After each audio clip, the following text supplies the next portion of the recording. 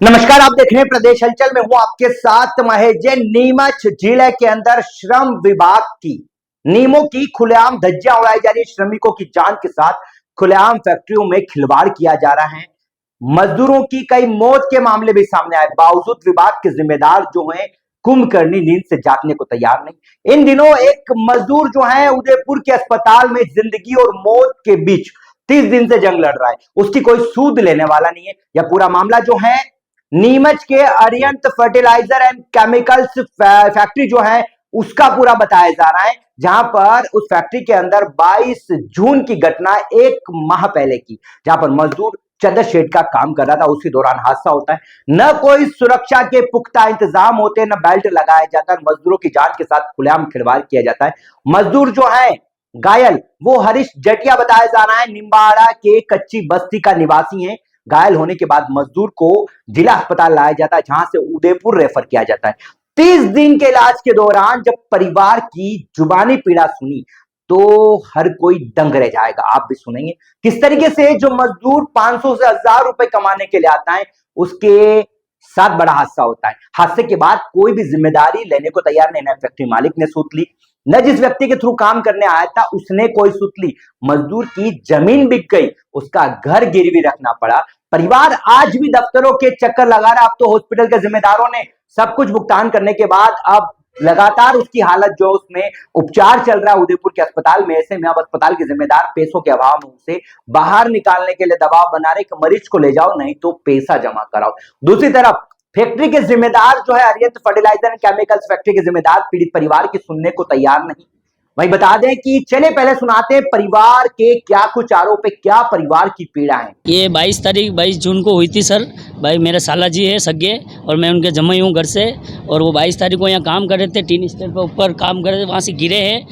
ठीक है, और उनका इलाज अभी चल रहा है भिलो का बेतला पैसिफिक हॉस्पिटल उदयपुर। कहाँ के रहने वाले, क्या नाम था, क्या काम करते हैं? ये उस मरीज का नाम है हरीश जटिया और निवासी है निम्बाड़ा कच्ची बस्ती के। घटना कब हुई थी? घटना 22 जून को हुई थी सर।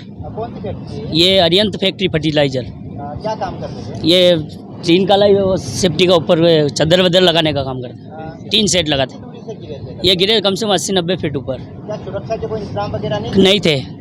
क्या मरीज की क्या हालत है? मरीज की अभी बहुत संघर्ष है। कम से कम हमने घर खेत सब गिरवी रख के 9-9.5 लाख रुपए अभी लगा चुके हैं। अब हमारी कंडीशन नहीं है और ये फैक्ट्री वाले कोई सुन नहीं रहे।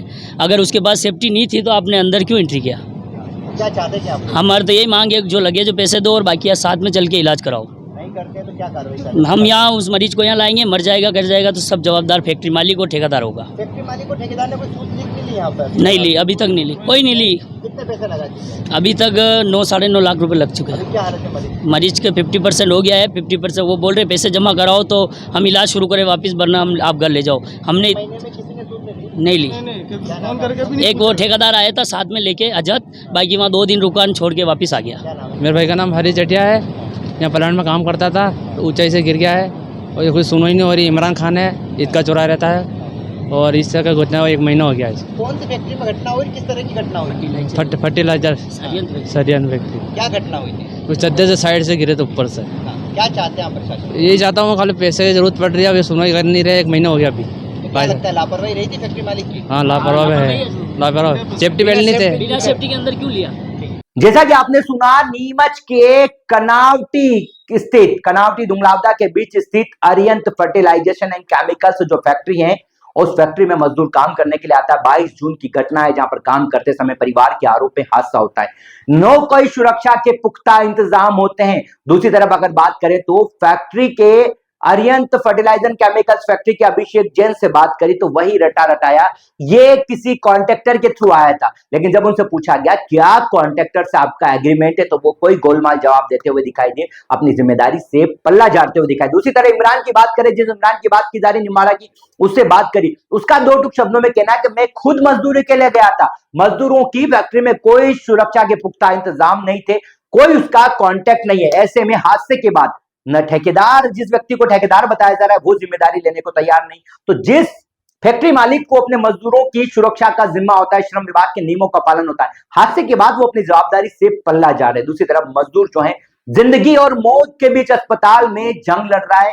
घर परिवार की अगर माने, उनके आरोपों को माने तो उसकी जमीन बिक गई, घर गिरवी रख दिया। ऐसे में परिवार अब फैक्ट्री मालिक के आगे अपनी आस लेकर बार बार चक्कर लगा रहा है। आज भी फैक्ट्री में पहुंचे, फैक्ट्री में पहुंचकर फैक्ट्री मालिक से बात करने का प्रयास करा, लेकिन फैक्ट्री मालिक ने मुंबई और बाहर होने का बहाना कहकर टाल दिया। ऐसे में परिवार का आक्रोश धीरे धीरे बढ़ता जा रहा है। वो न्याय की प्रशासन से मांग कर रहे हैं।